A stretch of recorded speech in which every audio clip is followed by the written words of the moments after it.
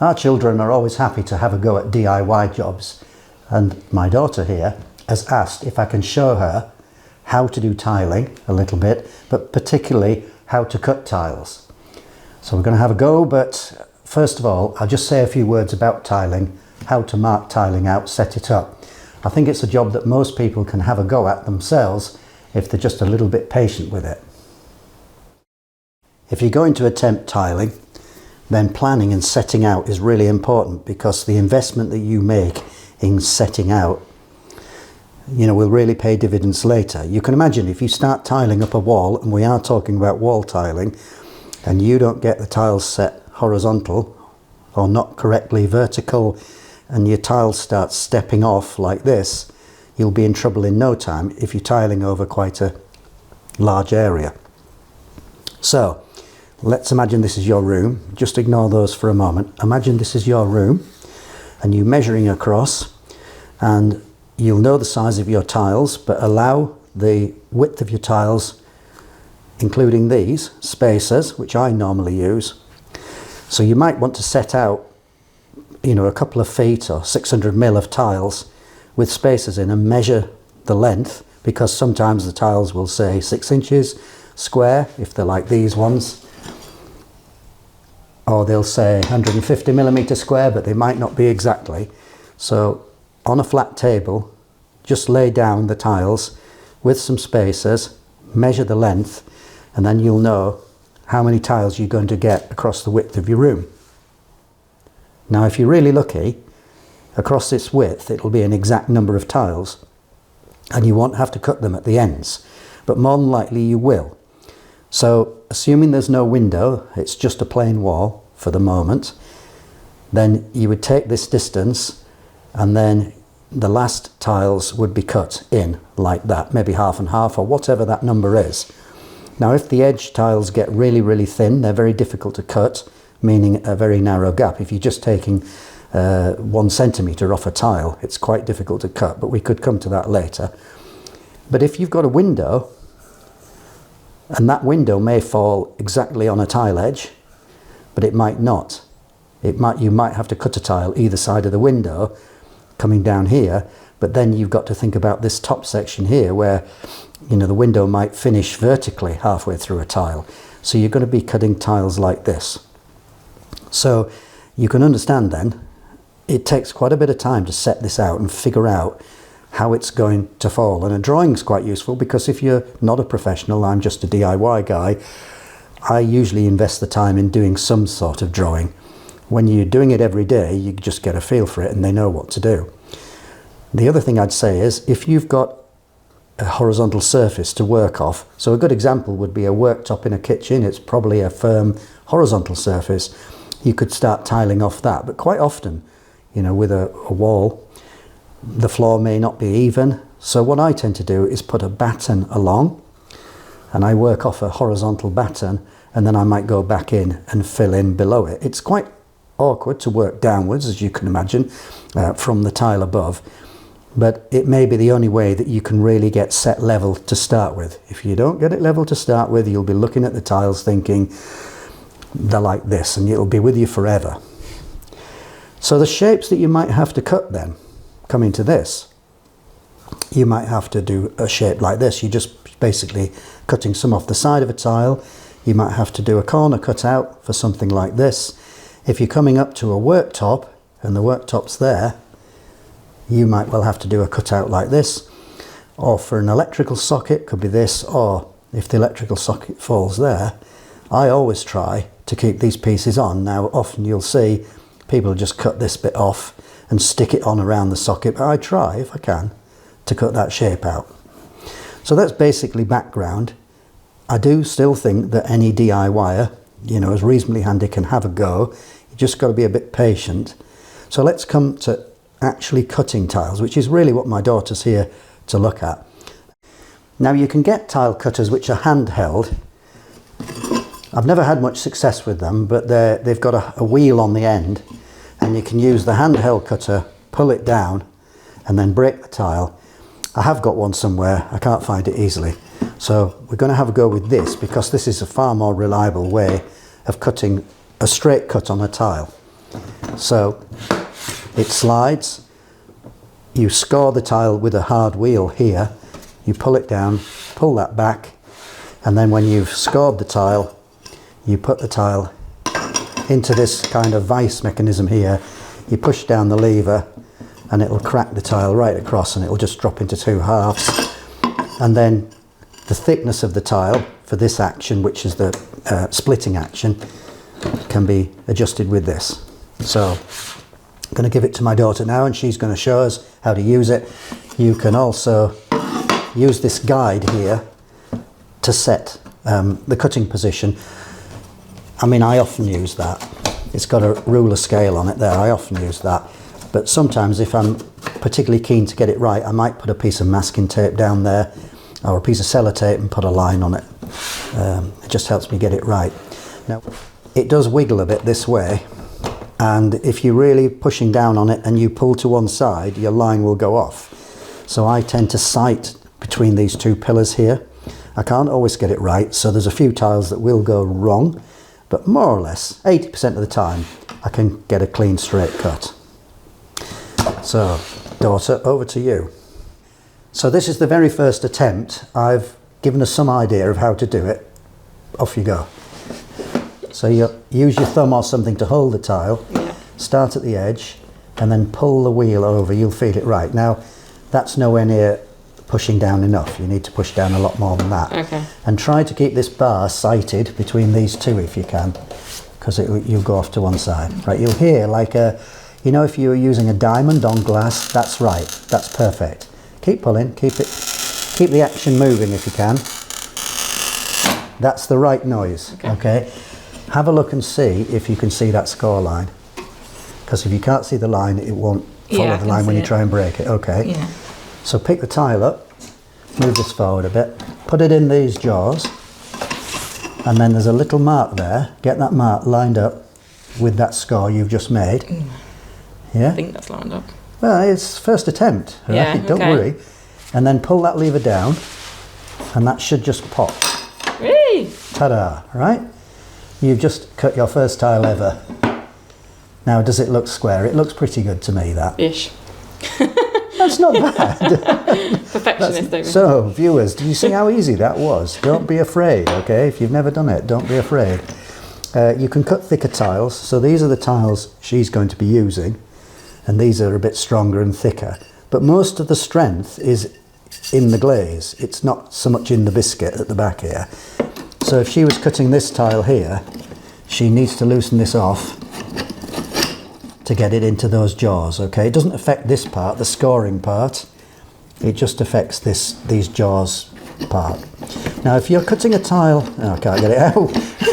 If you're cutting a tile right to the edge, now this wheel on this stick here, you can use that to cut right to that edge, pretty much. Well, yes, pretty much. But you won't get it, you can't break it in these jaws because it needs about this much width to break in the jaws. So what you can do is you can score it and then get a pair of pincers or something and just nibble it off patiently, and that'll work. Okay? So you've mastered that now. For just cutting like that, that's what you'd use. But if you want to cut this shape or this shape, you need to use the diamond saw. So that's what we're going to try now. Well, before we show you the diamond saw, I'm just going to share a bit of learning. We tried to cut one of these fancy tiles, and this pot back biscuit, as I called it, is really quite strong. So although we scored this pretty well at the front here, you can see what's happened. Now I think we could potentially score and score and score to make that score really deep, and then I think we might get away with it. But here's a case where perhaps even for a trim like this, we need to use the diamond saw, because that's always an option. Well, daughter, if you were feeling confident before, are you still confident now?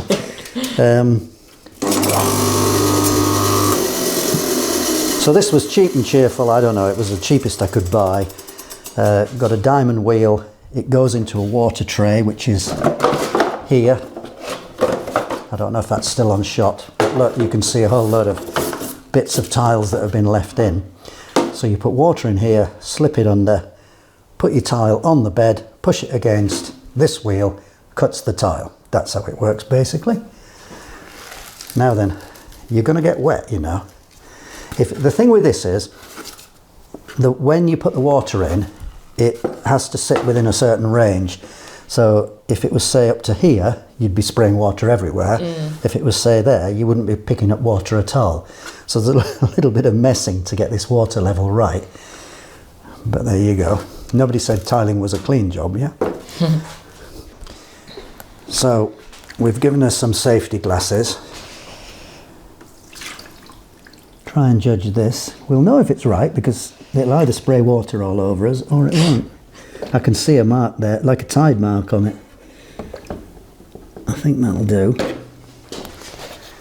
We'll make an attempt at that, and as soon as I set this going, you should see the blade wet.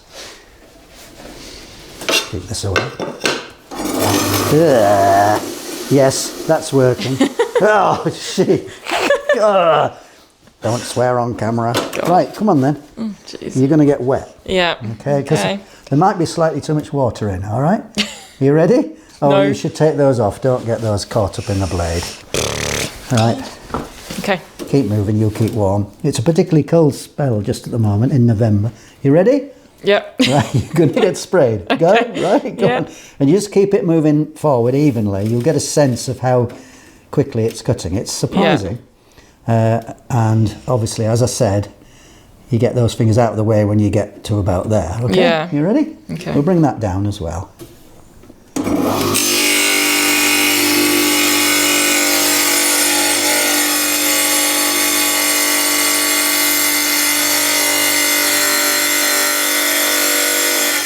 Right, turn it off, press the red button.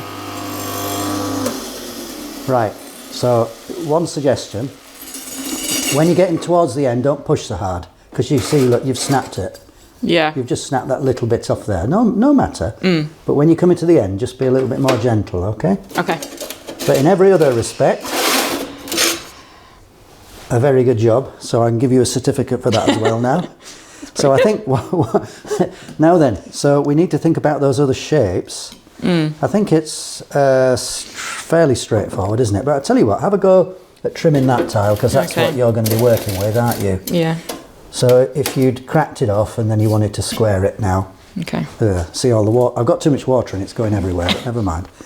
You turn it on under here? Yeah, the green one. Now just take it easy.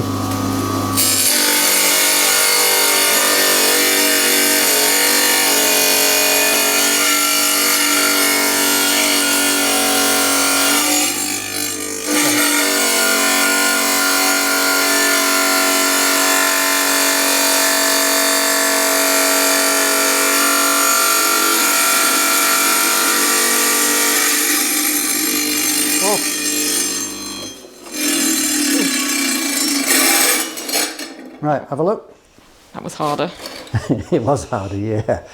Well, I think, what did you say you were tiling behind something? Yeah, like behind the oven. Oh, behind the oven. So it's not hundreds of tiles in. Oh, no. Just, yeah. It's only the edges. Okay, I'm just going to mop some of this water up, actually. I've just realised I didn't push that under, but the blade was still running in the water. I think we put a bit too much water in, didn't we? Now, I'm just going to do one more thing with this. I'm going to make a cut like that. Now I can't go round corners with this blade.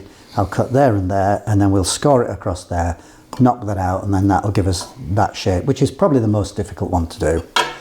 So this is my turn to get soaking wet through.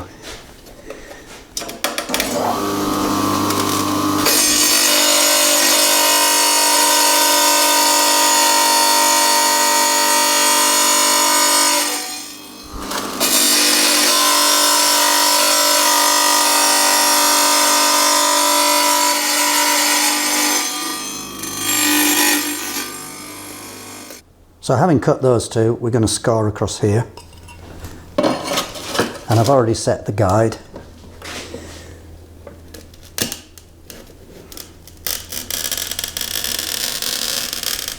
I haven't done this for years, so I'm a bit nervous about it too. But I'll make sure I've got right through the glaze. And I should be able to just knock this out now. Right, here goes. This might work. You could probably do with a harder edge. What's the right word? This edge is a bit rounded here, but still, we'll give it a go. A sharper edge, but not sharp like it'd cut yourself. I mean, a more defined edge. You ready? Ta-da! Right.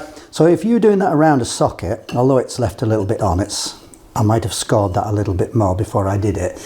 If you're doing it in a socket, this bit would be hidden under the socket cover anyway, so you won't see it. And then you could, in fact, use a pair of pincers or something and just nibble the edge off if you wanted to, but that's about the most complex shape you would need to cut. However, if it was not a sort of linear shape, you can use one of these saws. So it's like a hacksaw, but it's got this abrasive round blade. Can you see? And then with that, you can basically cut shapes out. So if you had to cut a sort of curvedy type shape, say you've got one of those worktops with a curved edge instead of being a square edge, you could use one of these. Right, that's the end of it. Feeling confident? Yeah, I'm going to give it a go. So you've not got that many to do, have you? It's like a splashback behind the oven, you said. Yeah. So will you have many to cut? No, probably about 10, I reckon. 10? All right, okay. But you're okay with it, yeah? Yeah. I think anybody could have a go at that, really. I think if your wall's uneven, it's a bit more difficult if it's coming in and out. So sometimes you have to use a tile glue to build up behind a tile, maybe a corner or something. And you want to put a level across the front of the tiles using the straight edge of the level, I mean. You know, so it's worth taking that time. And then when you use these spacers, make sure they're sitting correctly. Don't, you know, if there's a bump on the corner of the tile, take the bump off. I mean, if you're only doing a small area, it's not much of a problem. But if you're doing a full bathroom wall, you know, these little imperfections accumulate. So it's worth putting the effort in. You can be a bit more casual on the last sort of 2 or 3 rows at the top of the room, but when you're near the bottom, you've got to get it right. All right? So what's your next challenge going to be then? Are you going to be panelling your hallway, did you say? Yes. So I need something so I can cut the angles. So you're going to be the next thing then will be a mitre saw training session. One of, you know, the big chop saw. That's a nice noisy thing. All right then. That's it. Hope it was useful. Hope it saved you some money. Thanks for watching. Do you want to say goodbye? Thanks for watching. Bye.